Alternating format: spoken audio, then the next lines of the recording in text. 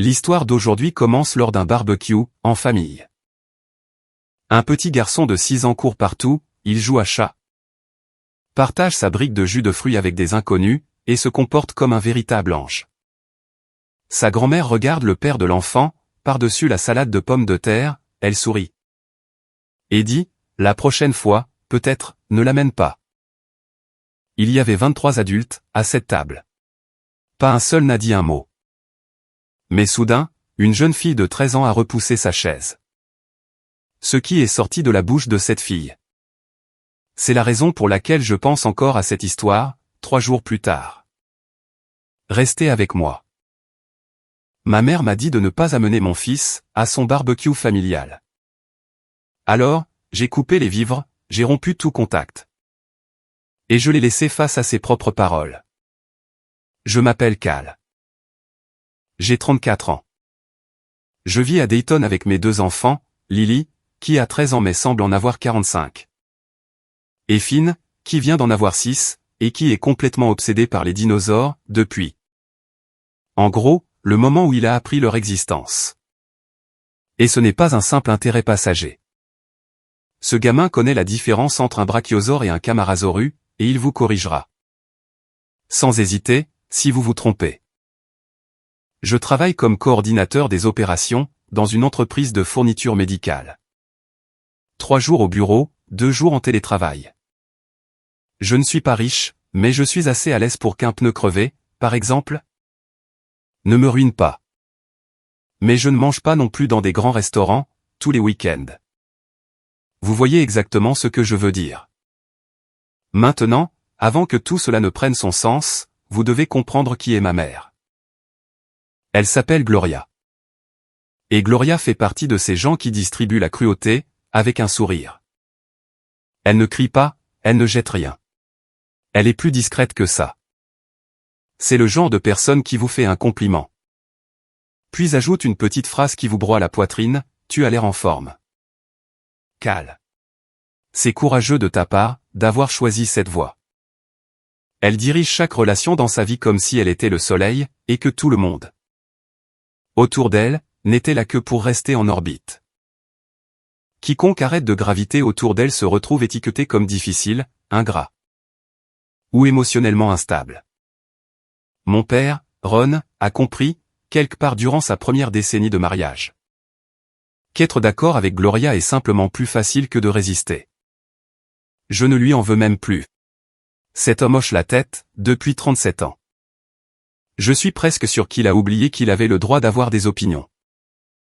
C'est une toute autre conversation, cependant. Voici ce que vous devez savoir sur la situation financière, car c'est un contexte important. Pendant des années, j'ai discrètement soutenu cette famille, financièrement. Pas de sommes énormes, mais de manière régulière, fiable, à chaque fois. Quand la chaudière de mes parents est tombée en panne, il y a 2 hivers.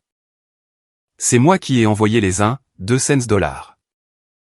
Quand mon père a eu besoin de nouveaux pneus, alors qu'ils étaient en retard sur leur assurance. C'était moi, aussi. Quand ma mère a voulu s'offrir un dîner d'anniversaire dans un restaurant chic.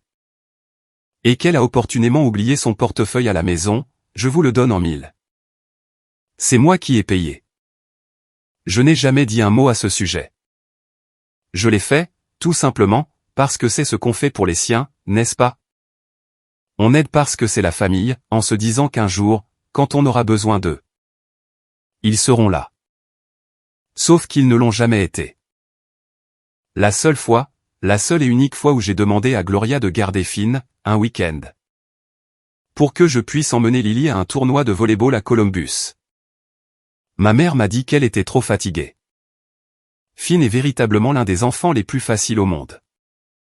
Il regarde ses dessins animés, mange tout ce qu'on lui donne. Et se couche à 20h30 sans aucune discussion. Mais elle était trop fatiguée.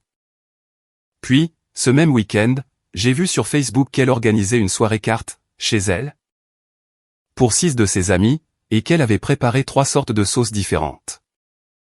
3 sauces maison. Trop fatiguée pour son propre petit-fils. Mais tout à fait capable d'organiser un événement avec des amuse-bouches fait main. Ça a piqué. J'ai encaissé. J'encaissais toujours. Laissez-moi vous parler de ma cousine Jess, car elle est importante dans cette histoire. C'est la fille de la sœur de ma mère. Elle vit à environ 40 minutes, à Springfield. Jess et moi avons toujours été proches. Elle est sans aucun doute la seule personne, dans toute cette famille, qui m'ait regardé dans les yeux pour me dire, « Cal, tu n'es pas obligé de continuer comme ça. » Elle voyait exactement comment ma mère me traitait, comme un distributeur de billets. Avec des sentiments. Et elle n'a jamais prétendu le contraire. Chaque fois que je l'appelais, frustré après une remarque sournoise de Gloria, Jess me disait « Note tout ça. Un jour, tu auras besoin de te rappeler exactement pourquoi tu as arrêté. » J'aurais dû l'écouter bien plus tôt. Bon. Le pique-nique. C'était le week-end du 4 juillet. Et ma tante Brenda, la mère de Jess, organisait un grand barbecue familial, à Eastwood Metro Park. Toute la tribu était là. Des oncles, des tantes. Des cousins au second degré que je n'avais pas vus depuis un mariage en 2019. Des enfants partout. Des burgers sur le grill. Quelqu'un avait apporté une enceinte qui passait de la vieille Motown. Honnêtement, c'était un après-midi très agréable, durant les 2 premières heures. Finn se comportait comme un véritable ange. Il jouait à chat avec les fils de Jess, courant tout autour de la zone de pique-nique. Il a partagé son jus de fruits avec une petite fille qu'il ne connaissait pas du tout. Et quand il s'est écorché le genou sur le trottoir, près du parking, il n'a même pas pleuré. Il est juste venu vers moi, a soulevé la jambe de son short pour me montrer l'égratignure.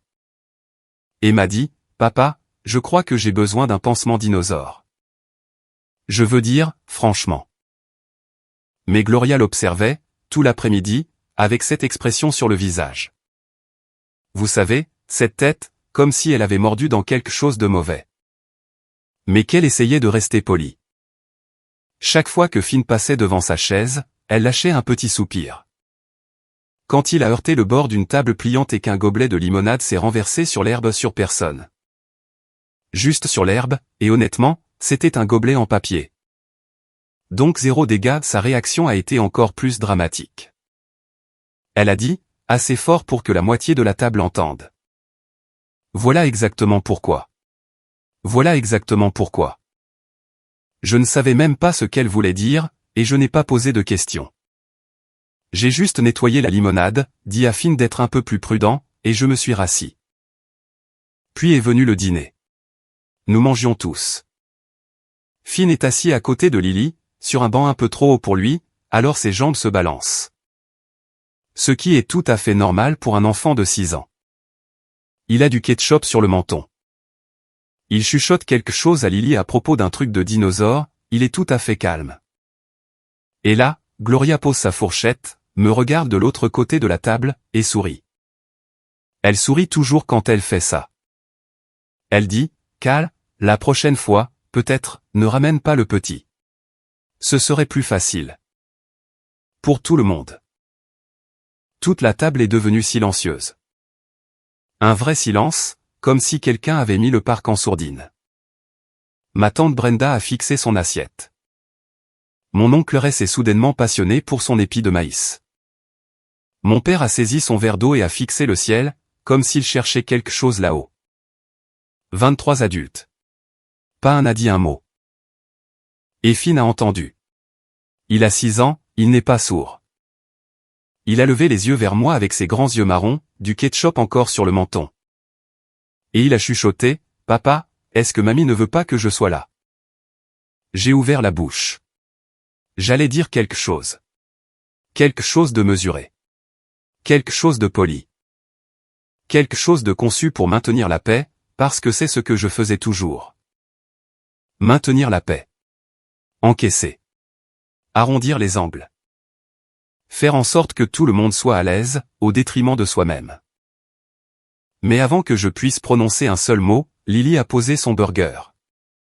Ma fille de 13 ans, qui était restée assise là, tranquillement, tout l'après-midi. A posé son burger, s'est essuyé les mains sur sa serviette, a repoussé sa chaise, et s'est levée.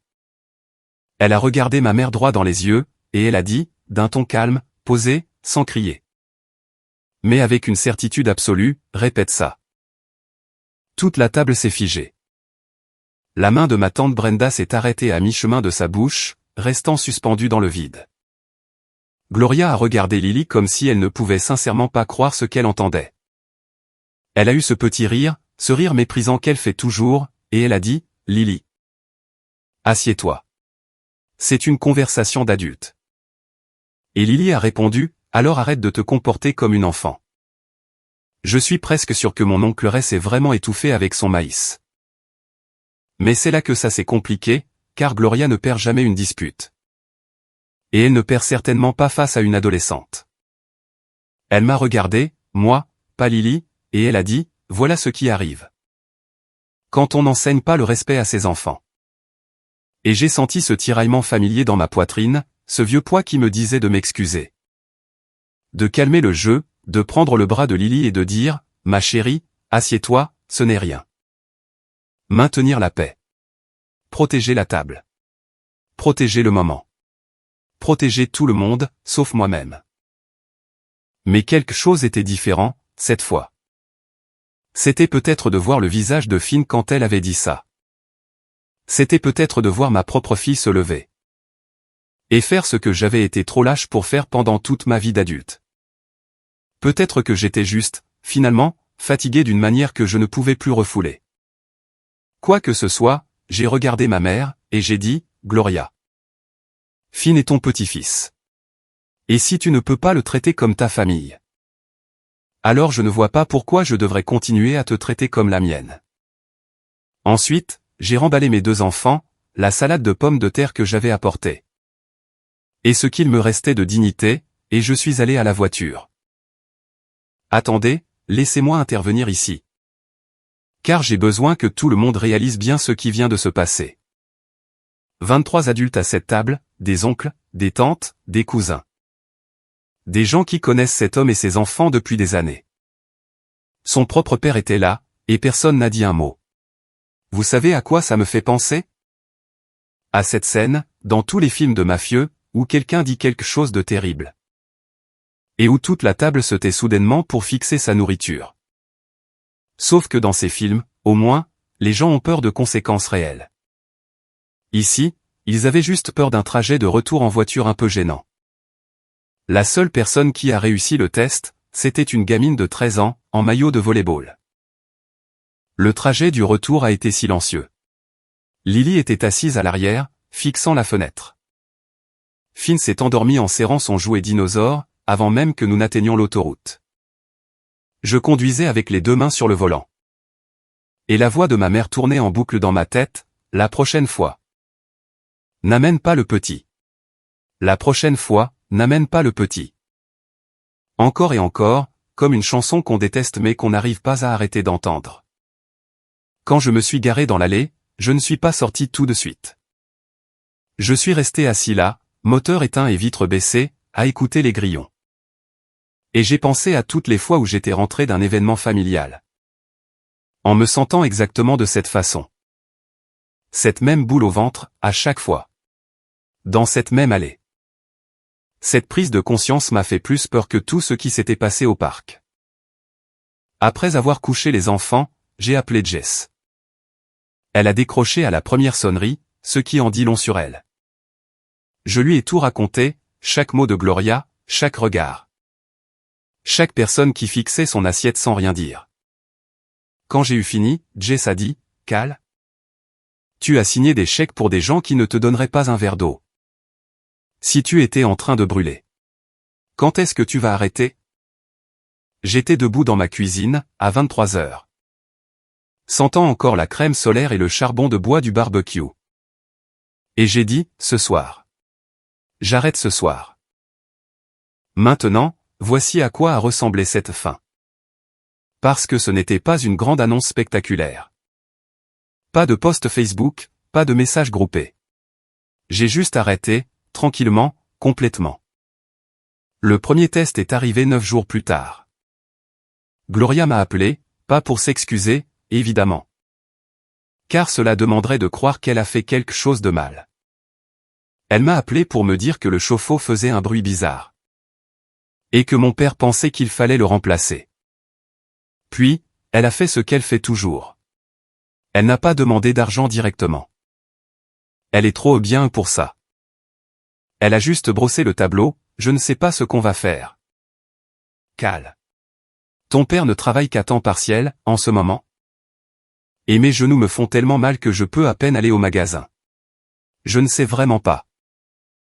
Puis, le silence. Ce silence lourd, chargé, conçu pour me faire dire « Ne t'inquiète pas, maman, je m'en occupe ». À la place, j'ai dit « Ça a l'air vraiment stressant. J'espère que vous trouverez une solution ». La pause à l'autre bout du fil a été si longue, que j'ai vérifié si l'appel n'avait pas coupé. Ce n'était pas le cas. Elle ne savait tout simplement pas quoi faire d'une version de moi qui ne sortait pas son portefeuille. Elle a réessayé 2 jours plus tard.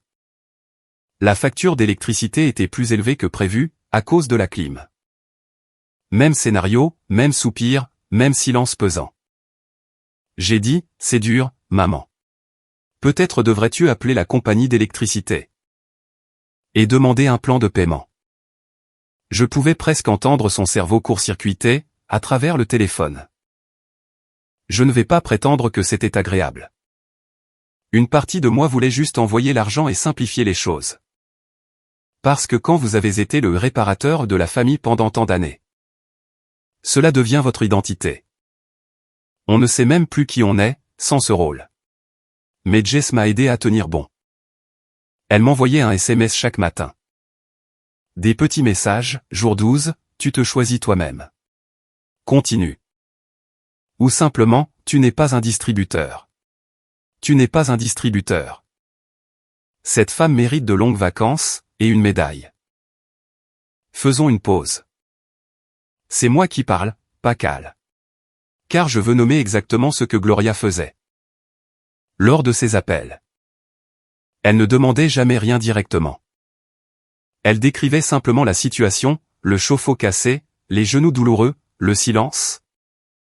Et elle laissait la culpabilité faire tout le travail. Ce n'est pas demander. C'est de l'ingénierie émotionnelle. Elle jouait cette pièce depuis si longtemps qu'elle avait oublié qu'elle ne fonctionne que si l'autre personne accepte de suivre le script. Qu'elle a enfin posé le script. Et voici le truc avec les gens qui jouent à ce jeu depuis des années. Quand le public s'en va, ils ne s'adaptent pas, ils recrutent. C'est exactement ce qui s'est passé ensuite. Car quand l'argent a cessé de couler, les appels ont commencé. Pas de Gloria, pourtant.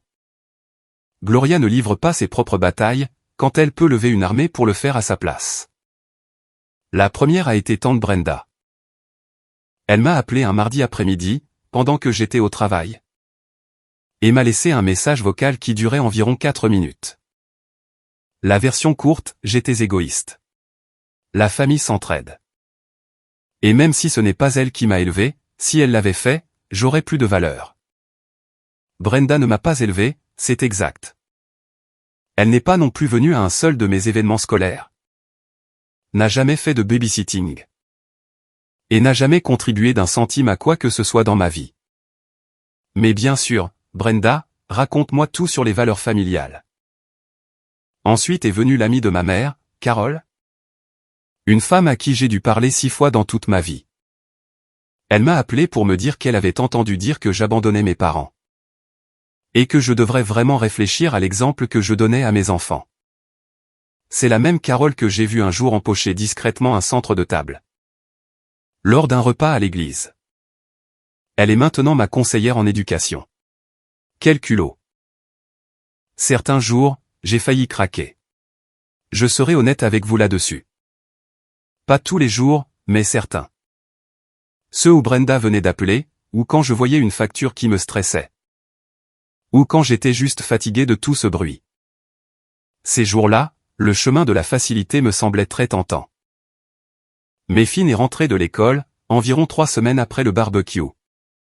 Et il s'est assis à la table de la cuisine, pendant que je préparais le dîner. Il faisait ce que font les petits-enfants quand ils s'apprêtent à dire quelque chose. Ouvrant et fermant la bouche comme un petit poisson, me lançant des regards. Puis détournant les yeux. Finalement, il a levé la tête et a dit, Papa, est-ce que je suis méchant? J'ai posé la spatule, éteint la cuisinière, et je me suis assis juste à côté de lui. Pourquoi est-ce que tu me demandes ça, mon grand?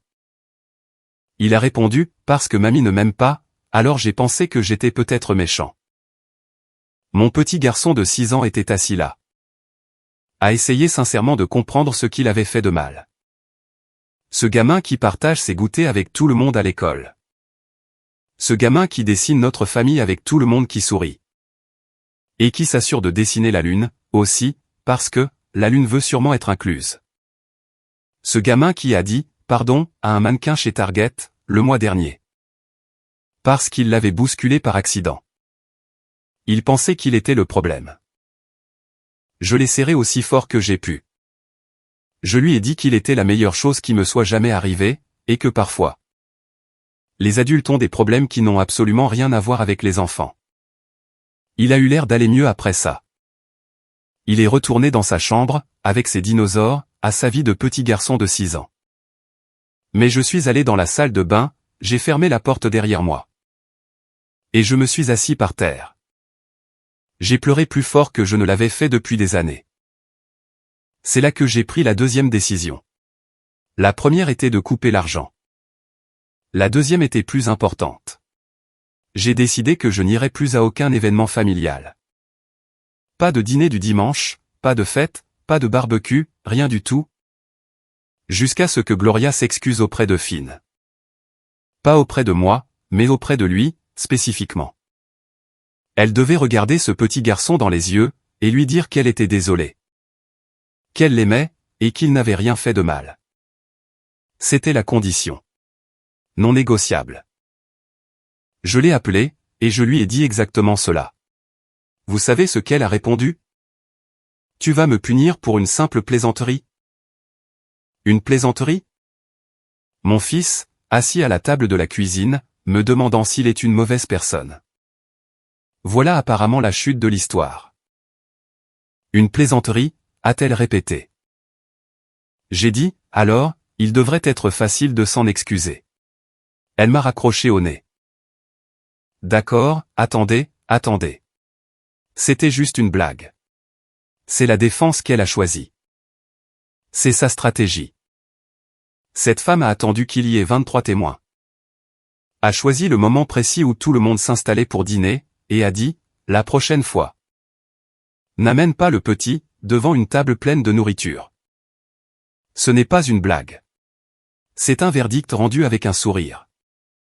Voici le truc avec le coup du « je plaisantais ». On ne le sort que lorsque le plan était délibéré. Mais que les conséquences sont plus lourdes que prévu. On ne scénarise pas une phrase pareille par accident. Elle l'avait dans sa poche, tout l'après-midi. La capitaine pas de responsabilité en plein spectacle, lors de la réunion de famille. C'est là que la vraie guerre a commencé, car Gloria a raconté sa version des faits à tout le monde. Et dans sa version, j'étais le fils ingrat qui coupait les ponts avec ses parents en difficulté. Pour une petite remarque lors d'un barbecue.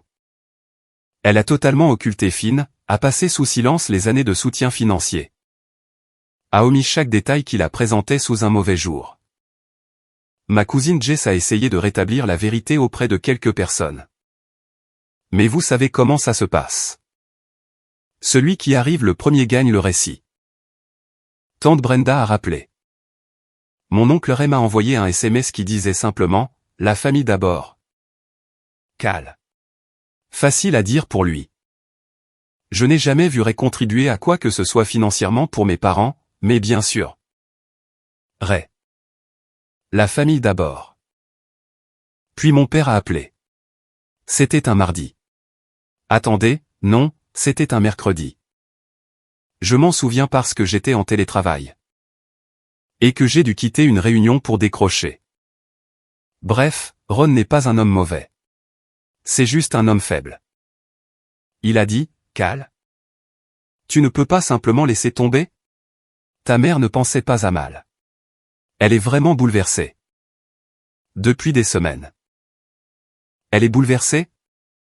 Mon fils est à la maison, pensant qu'il est défectueux, et c'est elle qui est bouleversée. J'ai dit, papa, je t'aime. Mais tu étais assis juste là. Tu as entendu exactement ce qu'elle a dit. Tu as vu le visage de Finn juste après. Et tu as saisi ton verre d'eau pour regarder le ciel. J'ai marqué une pause. Je ne suis pas en colère contre toi, mais je ne peux pas faire comme si c'était normal. Et j'ai besoin que tu le comprennes. Il s'est tu. Puis il a dit quelque chose que je n'attendais pas. Je sais. Je sais. J'aurais dû dire quelque chose. C'était la chose la plus honnête que Ron m'ait dite, en probablement 10 ans. Pendant une seconde, juste une seconde. J'ai cru qu'il serait celui qui ferait basculer la situation. Mais Ron reste Ron. Les vieilles habitudes ont la vie dure, et suivre Gloria reste, pour lui, plus simple que n'importe quoi d'autre. Pendant ce temps, Lily observait tout cela de loin, et rien ne lui échappait. Cette gamine voit tout. Elle entend les appels téléphoniques depuis l'autre pièce. Elle ressent l'ambiance quand je suis tendu. Elle a remarqué que je fermais les yeux et prenais une grande inspiration avant de répondre à certains appels. Un soir, elle est entrée dans ma chambre, s'est assise sur le bord de mon lit, les bras croisés. Et a dit, « Papa. Je veux que tu saches ce que j'ai fait au pique-nique. Je le referai à chaque fois, sans hésiter. » J'ai regardé cette fille. Un chignon décoiffé, son cahier d'algèbre sur les genoux, du vernis écaillé sur 3 doigts. Et j'ai pensé, quand est-elle devenue plus courageuse que moi? J'ai dit, Lily, tu ne devrais pas avoir à mener des batailles pour ton frère. Elle a répondu, je ne mène pas des batailles pour lui.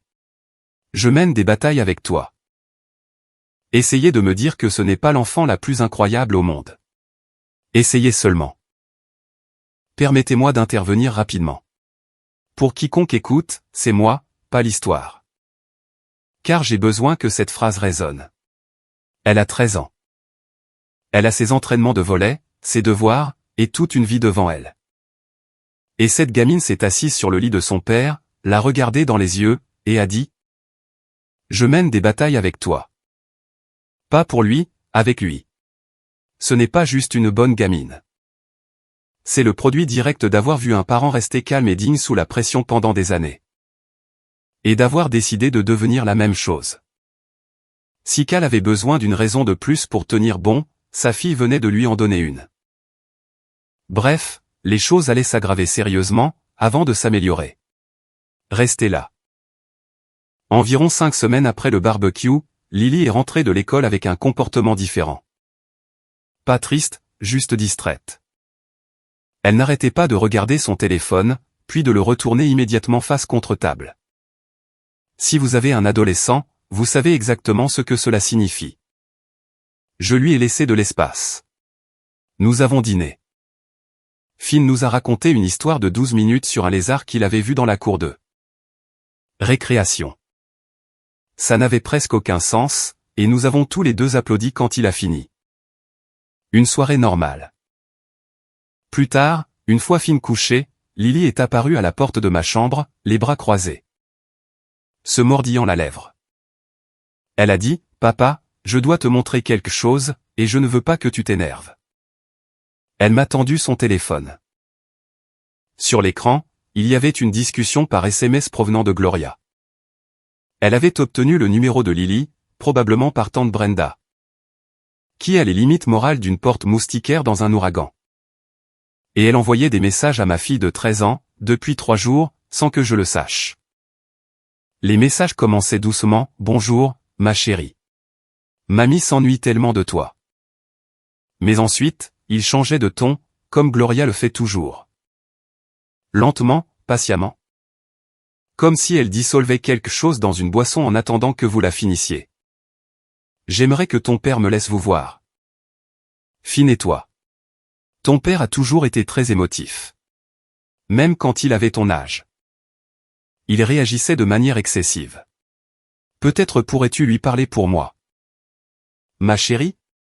Dis-lui que vous me manquez. Elle recrutait ma fille. Elle passait par-dessus ma tête pour s'adresser directement à une enfant de 13 ans. En me traitant d'instable, et en demandant à ma fille de faire le travail pour elle. Et voici la partie qui m'a touché plus que tout le reste, elle n'a jamais mentionné Finn. Pas une seule fois. Elle n'a pas demandé comment il allait.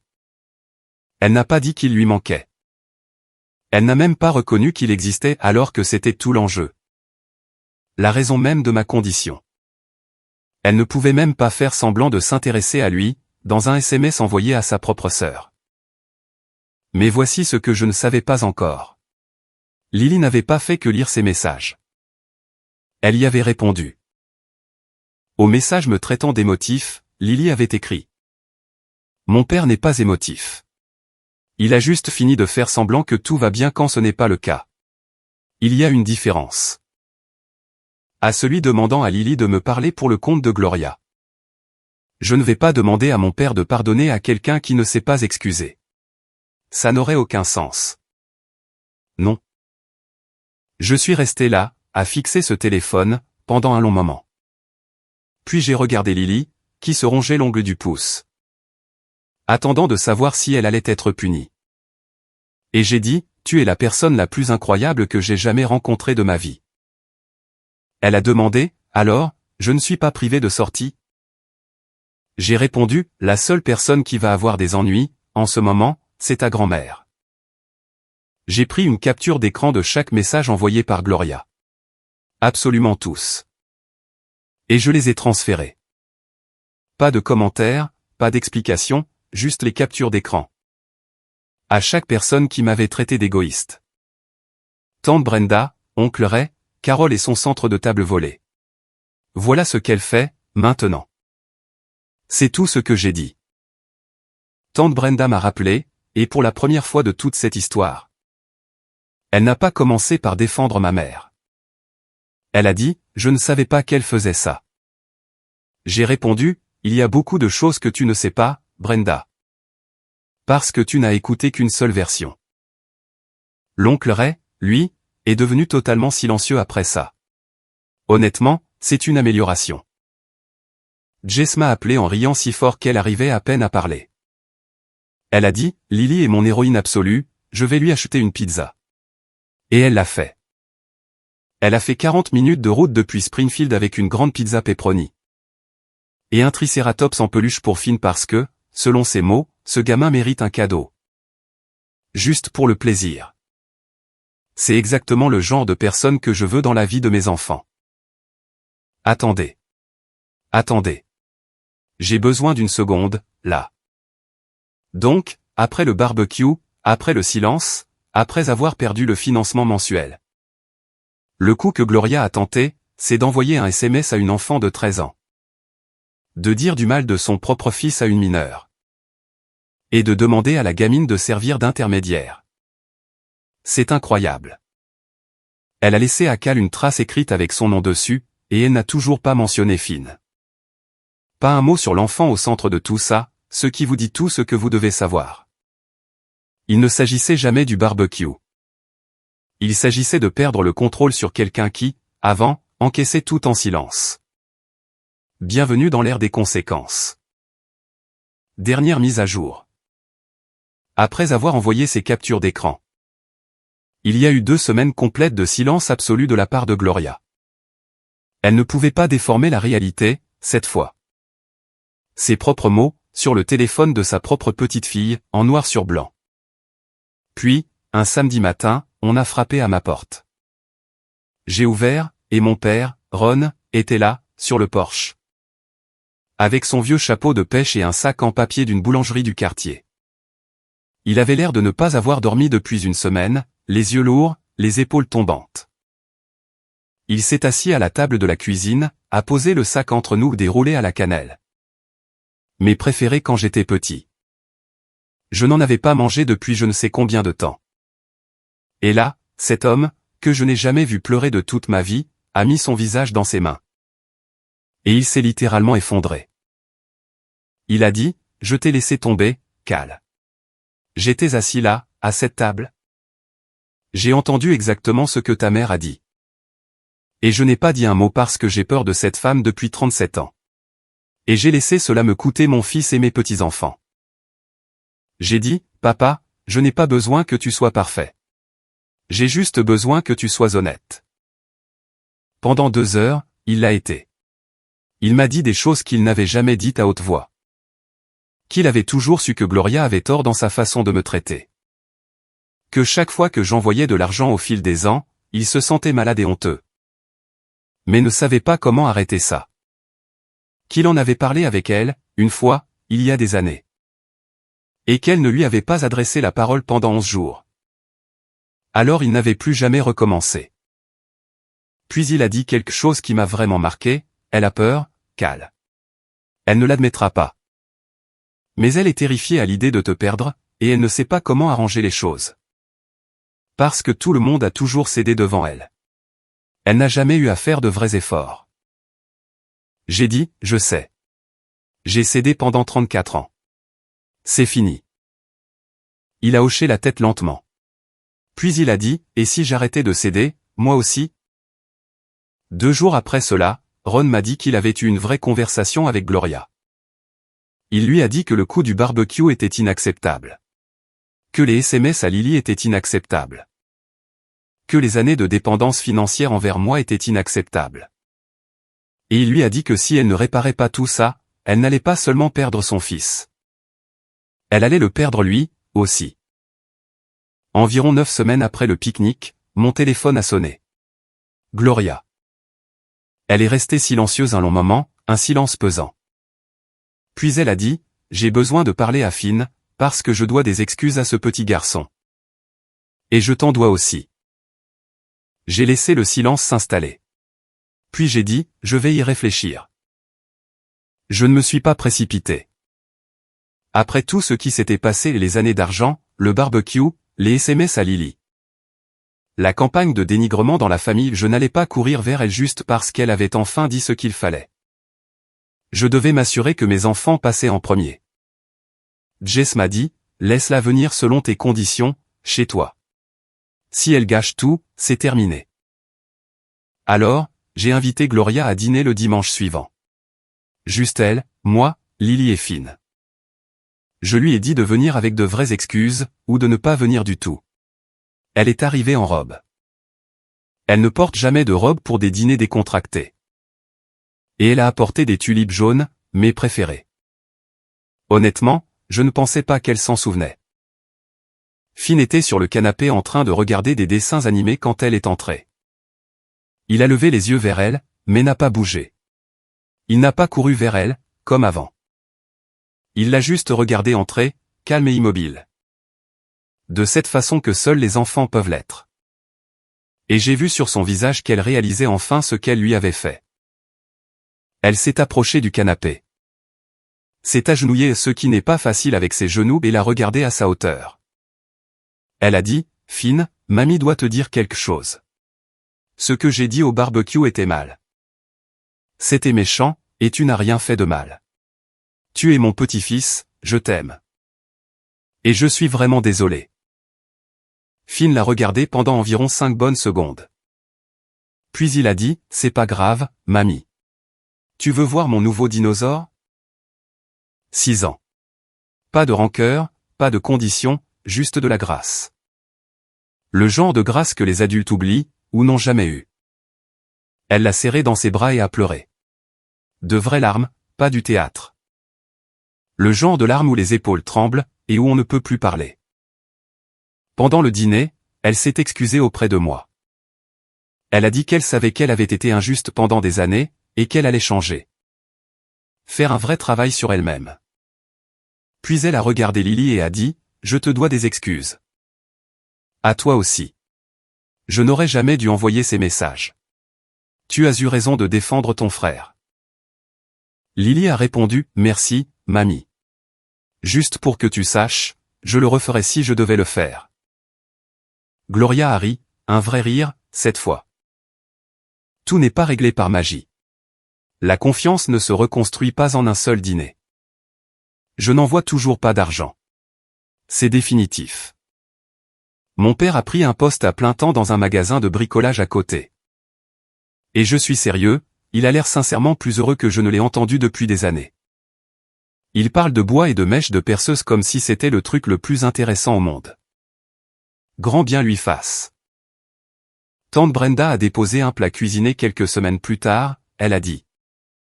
Je n'aurais pas dû m'en mêler, sans me regarder dans les yeux. Je prends ça comme une victoire. L'oncle Ray ne m'a toujours rien dit directement, mais à Thanksgiving. Il s'est assis à côté de Finn à la table des enfants. Et a passé tout le repas à lui demander les noms des dinosaures. Pour Ray, c'est l'équivalent d'un traité de paix formel. Jess passe toujours un week-end sur 2 avec des pizzas et ses fils. La semaine dernière, elle m'a envoyé un SMS. Jour 147 où tu te choisis toi-même. Regarde le chemin parcouru. Je ne vais pas mentir, je suis resté pensif devant ce message pendant quelques minutes. Il y a une chose qui n'est pas encore totalement résolue, et je ne pense pas qu'elle le sera jamais. Ma mère et moi reconstruisons lentement, selon mes termes. Mais nous ne sommes plus les mêmes. Une partie de cette distance est probablement permanente. Ça me va. Quoi que cela devienne, ce sera honnête. Et c'est déjà beaucoup plus que ce que j'avais avant. Écoutez, je ne suis pas en train de vous dire que ce gars est un être humain parfait. Il a encaissé pendant très longtemps. Mais à la seconde où son fils de 6 ans a demandé s'il était méchant. À la seconde où sa fille s'est levée quand personne d'autre ne bougeait, quelque chose a changé. Et il n'y avait plus de retour en arrière possible.